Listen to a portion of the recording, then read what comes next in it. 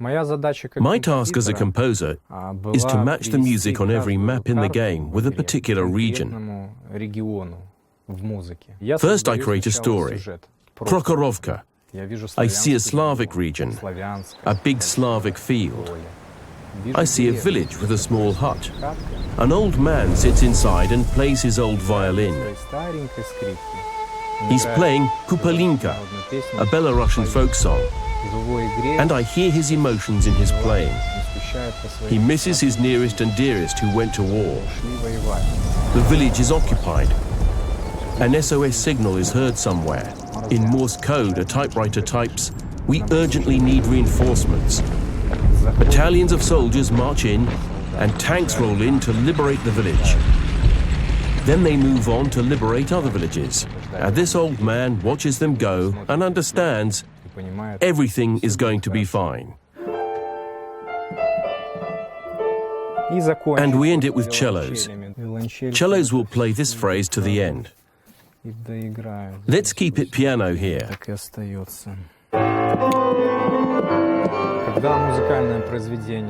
When this piece of music is ready, we create scores and go to Prague to record it with an orchestra.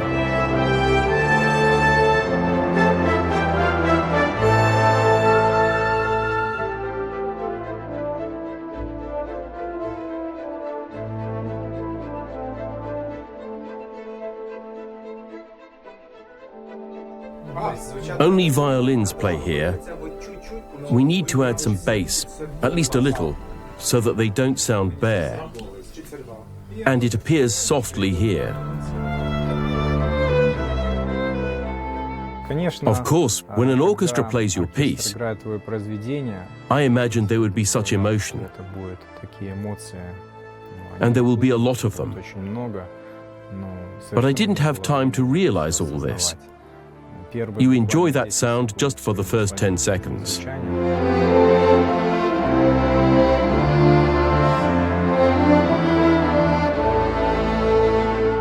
And then the work begins. You hear that this part should be played differently. It's better to switch these parts around, and so on. So the work evokes all these emotions. But even the guys that came with us shed a few tears. I understand why that is. Because an orchestra playing live, even if there are no microphones, it's just...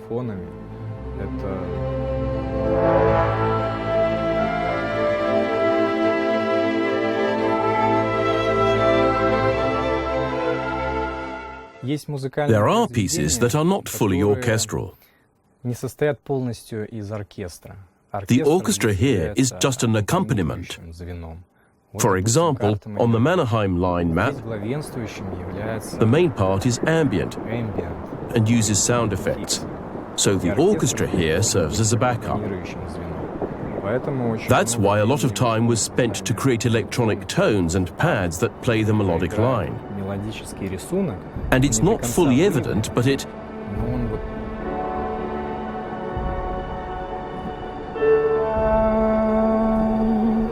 lingers on, it changes from one to another. That rocket flies, and at a certain moment, falls down and explodes. This will be the climax of the piece.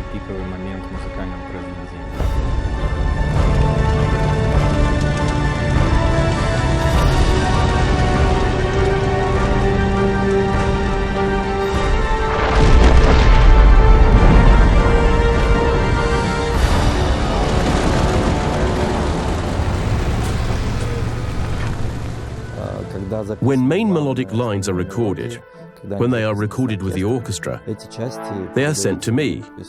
So the core theme tune remains the same. But I add some electronic arpeggios and percussions to create a more modern sound for the track, and also emphasize the combat atmosphere. Let's try to enhance the low-frequency component with an electronic bass.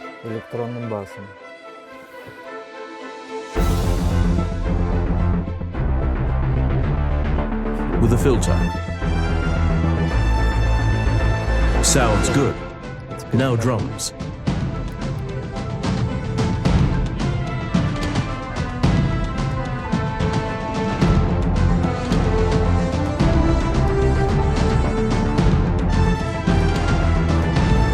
And now let's support the wind instruments.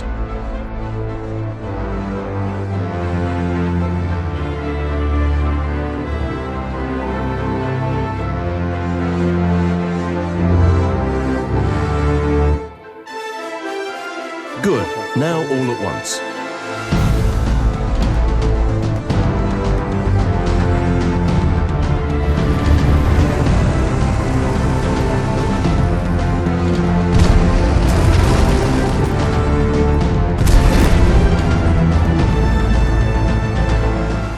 The global problem we had when creating battle music was its duration.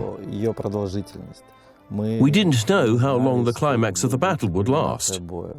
Our audio engine helped us find a solution. There are many containers in the engine where we put different variations of music parts. The engine structures them itself and chooses the playback sequence. That's why music can sound like this, or like this, or like this.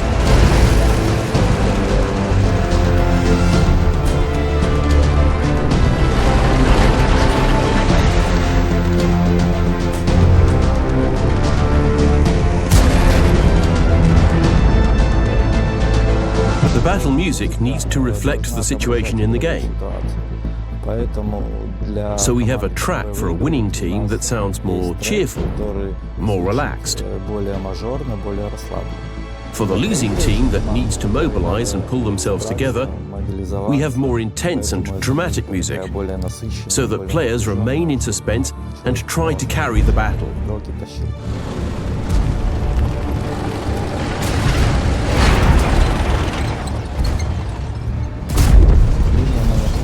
The Mannerheim line is one of my favorite tracks in the game. When creating this track, I liked to experiment with symphonic instruments, add more electronic sounds to them, mix them with cold pads, and, of course, I liked to experiment with female vocals. There should be no words at the beginning, just whispering, just a hint. It sounds like a flight of a Valkyrie. The shamans are chanting spells, and at the climax, when the voice breaks out, it gives you shivers all over your body.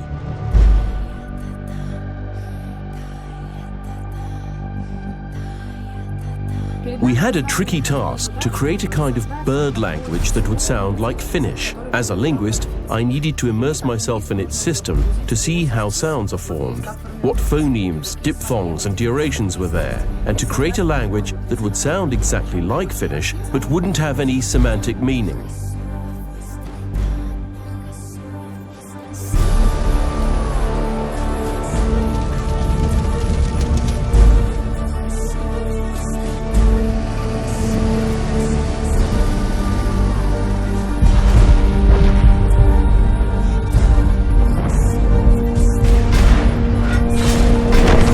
So it hits even harder.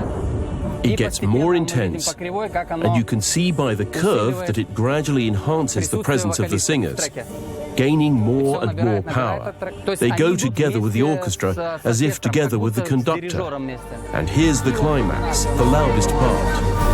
And there it goes. So what does the sound producer do? First of all, I start my mixing. But how do I start it? I imagine a stage and start arranging musicians there. For example, I take the violins and put them to the left where they are in real life. There are wind instruments a bit to the back and to the right.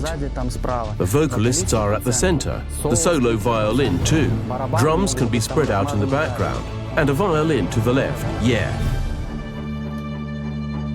Now it's to the right. I put it there, see? Center at the center. We get the surround sound of the violins. And the second step, I start balancing the volume levels.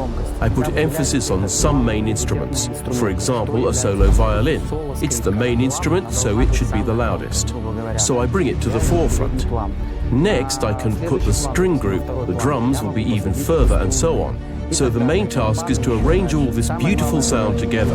And the sound producer or post-production mix engineer, it doesn't matter what they're called, they have a heavy load on them. The outcome depends on them, whether the track becomes worse or on the contrary it becomes better and underlines everything that its author has put into it. Recording the sound material doesn't mean anything. It's a set of sounds. And then we get all this beauty with the help of post-production.